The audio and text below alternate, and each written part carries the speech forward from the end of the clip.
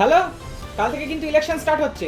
পশ্চিমবঙ্গের যত রিপোর্টার আছে, পায়ে ব্যথা, মাথা ব্যথা, পেটে ব্যথা, পেট খারাপ, মন খারাপ, যাই থাকুক না কেন, আজ রাত্রি 12টার মধ্যে যেন প্রত্যেকটা ভোট কেন্দ্রে সবাই পৌঁছে যায়। আরে স্যার, রাতে শোবে কোথায় রিপোর্টার? আরে ওখানে বেঞ্চি টেঞ্চি থাকবে, শুয়ে পড়বে কিছুতে একটা।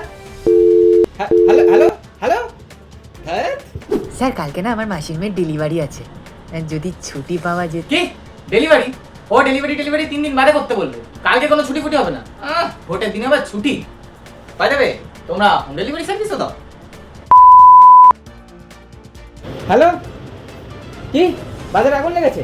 হ্যাঁ বলেছি না ভোটের সময় সমস্ত বলবেন না মশাই। ও সিরিয়াস ম্যাটার, আচ্ছা ঠিক আছে, দেখছি আমি কি করা যায়। এই পটানেশ্বর, বলছি তুমি আর ওই নতুন ক্যামেরাম্যানটা চলে যাও, গিয়ে ওখানে একটা রিপোর্ট করো। ভোটের আবহে গোষ্ঠীদ্বন্দ্বের জেরে বাজারে আগুন। কি হয়েছে? তেল টাকার বুথে মারপিট হচ্ছে। এই রিপোর্টার পাঠাও। আগুনহাটিতে ভোটারকে লাথি মেরেছে। এই রিপোর্টার পাঠাও। বাণীপুরে গোষ্ঠীদ্বন্দ্ব, হালিগঞ্জে দাঙ্গা হাঙ্গামা হচ্ছে, মালদাতে বুথে একটা বাচ্চা বমি করেছে। এই রিপোর্টার পাঠাও।